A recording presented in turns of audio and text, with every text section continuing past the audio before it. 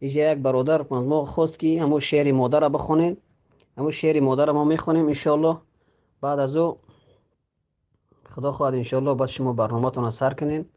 با کدام شما مصاحبه داشتین، چیزی داشتین، مرحمت کنین. بعد از همین برنامه، بعد از همین شعر شما میتونین برنامه‌تون را سر کنین. در شعر البته درباره مادر است و این در مهاجرای ما این البته رخ دادگی است.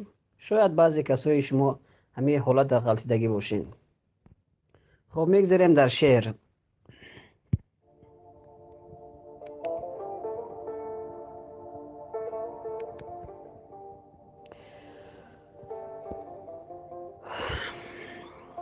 شعر مهر مادر.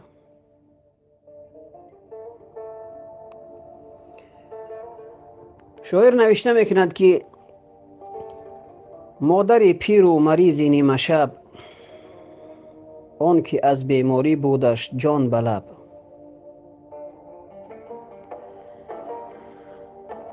مادر پیر و مریض نیمه شب، آن که از بیماری بودش جان به لب. داشت فرزندی ز پیش خود جدا، او جدا و جدایی و آن مادر جدا.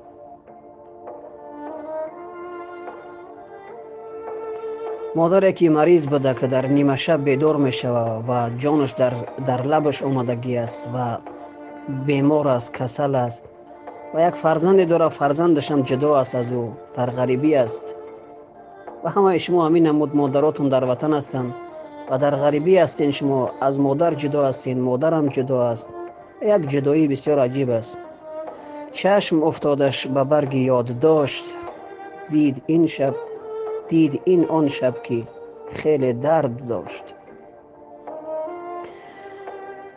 چشمش در یک یادداشتی زندگیش غلطیده و همین شبی که آمد در همین شب رسید، یعنی در صفحه تاریخش یک ورق زد چی در زندگیش گذشتگی است و دید که این همین شبی که امروز این کسل است و بیمار است، دید این آن شب که خیلی درد داشت. درد زاییدن خرابش کرده بود، زجر و بیخوابی قرارش برده بود. اما دردی که درد زاییدن بود که او را بسیار عذابش داده بود. زجر و بیخوابی و قرار او را، آرامش او را برده بود. کرد آهنگ خبر بی قید و بند، بی تفاوت از چه وقت و چون و چند. همو صدای همو خبر در ذهنش آمد، بدون یگان شک و بدون یگان چون و چند و بدون یگان چون و چرا و بالاخره همو مرحله و همو حکایت، همو حادثه گذشتگی بود. همین شب تولدش رو در صدای همو در یادش آمد. زنگ زد بر پر از جانش عزیز،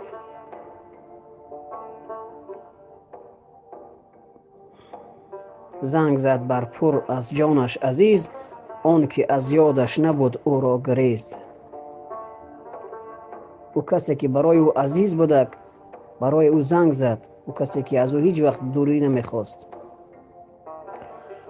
خواست تا جویای احوالش شود، شاد دل از حال و اقوالش شود. خواست که یک بار از احوال فرزندش بپرسه، شاد دل از حال و اقوالش شود.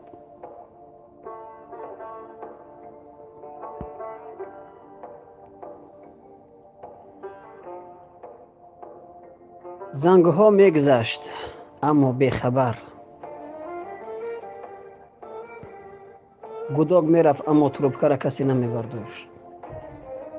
زنگها میگذشت اما بیخبر، عاقبت گوشی گرفت آن تک پسر. آخر پسرش تلفن رو میبرداره و پسر در تلفن با مادرش چی میگه؟ خشمگین پرسید آخر کیستی؟ بسیار به قهر میپرسه که کی در این شوت زنگ میزنی؟ باعث بیداری هم از چیستی؟ این چی وقتی گفتن و بشنیدن است. بسیار به غضب پرسید که کی تو در این شوی زنگ میزنی؟ در این شوی چی به مرا بیدار میکنی؟ این چی وقتی گفتن و بشنیدن است؟ همین وقتی گپ زنی ای؟ مردمان خاموش وقتی خفتن است. همه خوان اینجا. من که روزم سر به سر در کار بود. من که روزم سر به سر در کار بود. کی توانم نیمه شب بیدار بود. ما از سحر تا بگه در کار شلپر خسته. ما کجا میتونم که در این شبی ما بخیزم تلفن تر بردارم؟ زین سبب برای همی خاطر شبها ببایستم قرار. باید من شو خو کنم. زنگ بس کن. بعد از این هشدار. بعد این دیگه مرا زنگ نزد. این خبردارت میکنم. بعد از این آرامشم از من مگیر. دیگه مرا غم نتی. خیلی زنگ نزده ایشا. با خود و دردت بساز ای مامی پیر. خودت میدونی و اما دردت میدونم. مرا زنگ نزده ایشا و بیدار نکن. راحت هم گر نیستی خاری مباش. اگر مرا راحتی من نیستی پس خاری من نباش. عامل آزار و بیداری مباش. تو سبب آزار و بیدارخواهی من نشه. مادر در جواب چی میگه؟ گرچه این شب چون شبانی پار بود. اگرچه که همین شب مثل شبهای گذشته بود. مثل شبهایی که هر روز من زنگ میزدم همین خیل شست پاپیسه میکرد و همین خیل بسری مرا سیاست میکرد که همین دیگه شبواری همین خیل مرا فرزندم همین خیل میگفت. لیک فرق کیفیت بسیار بود. اما فرق ایشه و بسیار زیاد.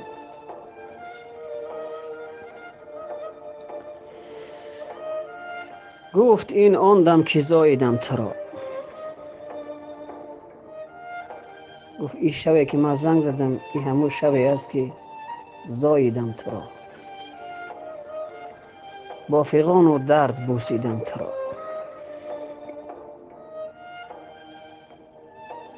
گر شدی بیدار و از زنگم عذاب. این همان ساعت که بودم من خراب. بهر من این شب نه چون شبهای پار. برای مرا این شب رنگ شبای گذشته نیست. این شبی بود که من ترا تولد کردم.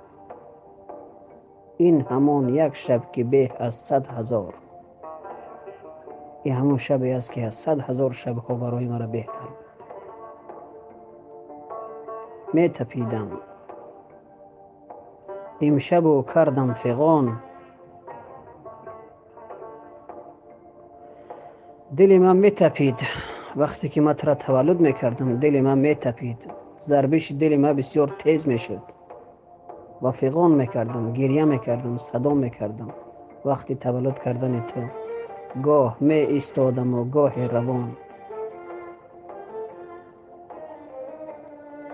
می تپیدم امشب و کردم فغان. گاه می ایستادم و گاه روان. این همان نیمه شب زار و نزار.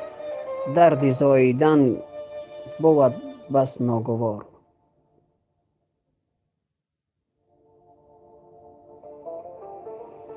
می گریستم از سر درد و عنا. با وجا و درد می زادم تو را. من گریه میکردم. صدا میکردم. فغان میکردم. با درد عذاب قطعی تر در این ساعت تولد میکردم. من که زنگ زدم این ساعت وقت برای تر بیدارت کردم غم دادم. اما این ساعت من روزی بود که من تر گریه قطعی من تر تولد کردگی است. با وجا و درد می زادم تو را. فکر بیخوابی و بیداری نبود. هیچ کس از بحر دلداری نبود.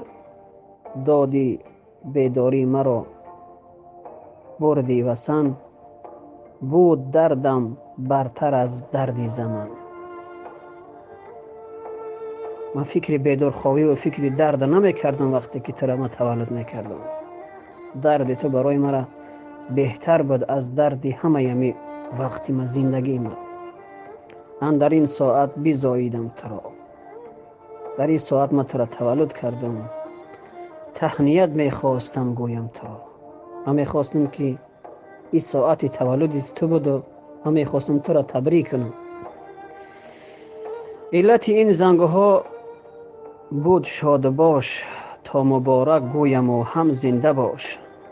علت این تلفن کردن من همی بود که من تو را شاد باش بگم و تا که تو را مبارک باد کنم به این وقت ساعتی که تو تولد شدی. چون نبود امید پاییدن مرا، خواستم این گونه بخشیدن تو را. به خاطری که امید نبود که من دیگه زنده میمانم، من خواستم که همین ما تو را ببخشم. چون نبود امید پاییدن مرا، خواستم این گونه بخشیدن تو را.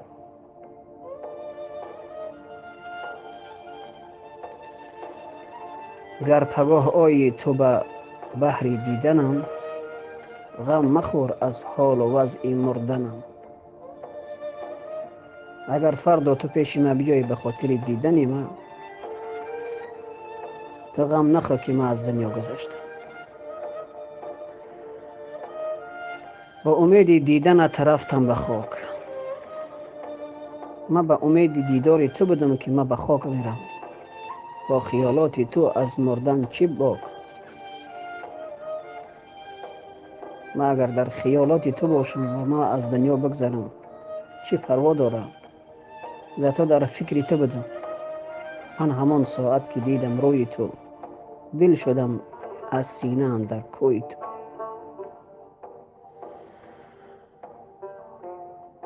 آن پسر بود نادم از گفتار خویش. بچه پشیمان می شود، از گفتگی خودش پشیمان می شود. شرمگین از زشتی و آزار خویش. بسیار خجالت می کشه از چیزی که به مادرش گفته است. گوش کرد چون حرف مادر آن پسر، برد آن شب را به صد سختی به سر. وقتی که پسر حرفای مادرش گوش میکنه، شب بسیار به سختی میگذره. دیگه خوابش نمیبره. با مدادان رفت پیش مادرش.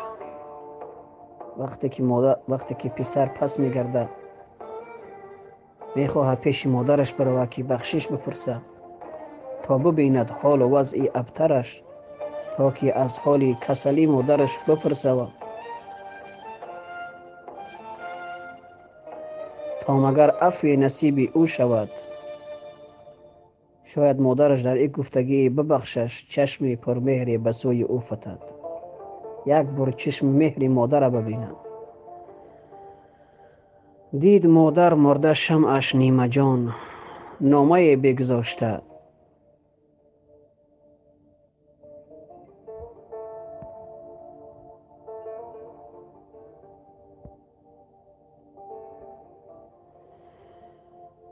دید مادر مرده شمعش نیمه جان، نامه بگذاشته در آن میان. دید که مادرش از دنیا گذشتگی است و در بر سرش یک نامه گذاشته است. اندر آن چند جمله بنوشته بود. در اون نامه چند جمله نوشتگی است و او جمله ها اینا هستند: آخرین عشقش به او بنموده بود، آخرین محبتش به پسر خودش گفته است. و در اون نوشته است که غم مخور بعد از من ای جان و جهان. بعد از رفتن ما که نباشم در این دنیا، غم نخور ای جان ما و جهان ما. من نمیخواهم که باشی ناتوان. من نمیخواهم که تو ناتوان باشی و بی تو خط باشی. با خدا میسپارمت ای نازنی. گرچه دیدم خیلی آژنگ جبین، اگرچه که از تو بسیار پیشانی ترش دیدگی بدم، بسیار از تو ما رنجیده بودم، بازم من نمیخواهم که باشی ناتوان. با خدا میسپارمت ای نازنین. گرچه دیدم خیل آژنگ جبین، آرزویم راحت و آرام توست. آرزوی من تو آرام تو است. خواهم این دنیا و کام و رام توست. اگرچه که مرا بسیار آزار دادی در حیات، وقتی که اومدی مرا ندیدی در این دنیا و این نامه را نوشتگی به دست. و در این نامه گفته است که اگرچه که مرا نمیبینی، ما آرزوی من نمی است که تو باید آرام و راحت باشی. زنگ ما ترا ناراحت کردک، ترا بیدار کردک. ایرا بدون که تمام زندگی ما آرزوی ما بده است که تو راحت و آرام باشی. خواهم این دنیا و کام و رام توست. خواهی من اینمی است که این دنیا در دست تو باشه و تو دنیا برای تو رام باشه. این بود آرزوی امو مادر و این بود صحبتی که تلفنی مادر با پسر گپ میزنه. و از همین خاطر از تمام برادرایی که صدای مرا میشنوین، با مادراتون خوب صحبت کنین. مرگ است، شاید بعد از تلفن تو از دنیا بروه و یا که شاید دیگه چهره مادرت دیگه در طول حیاتت نبینی و چقدر از او کرده ای تو پشیمان میشوی. و این دوری ما که ما در غریبی هستیم و مادرامون از ما دور هستند، شما آیا میدونید که مادرامون چقدر غم ما را میخورن؟ این چی سبب شد که ما از اون مادرامون دور هستیم؟ سبب اساسی اینمی حکومت است. اینمی حکومت مستبد است. اینمی حکومت که رحم نه بر مادرت کرد و نه بر خودت کرد. و ایرا مطمئن باش که فردا اینمی خیل تو در خانه می باشی، فرزند دست دور می باشه. او وقت بعد درک میکنین مادرها، او وقت بعد شما درک میکنین که دوری فرزند از مادر چقدر سخت است.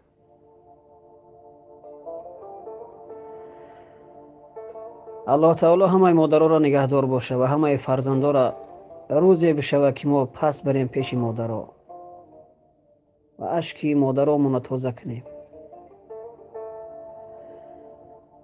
و السلام علیکم و رحمت الله و برکاته. دوستای عزیز، خداوند نگهدارتون باشه. ناامید نباشین. خدا خواهد انشاءالله ما این حکومت چپه میکنیم و خدا خواهد انشاءالله در چهره های مادرامون ما خنده را میاریم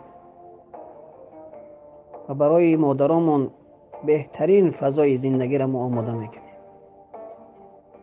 دیگر ما نمیخواهیم که مادر در فراق فرزند بسوزه و فرزند در فراق مادر. این بسیار درد سخت است، بسیار. وقتی که شما از فرزندتون دور میشین، وقت شما درک میکنین. خدا همتون نگهدار باشه برادرای عزیز. مرحمت برادر نوردین نیزایی، میتونن که شما صحبتون اثر کنین. ما تمام کردیم صحبتمون.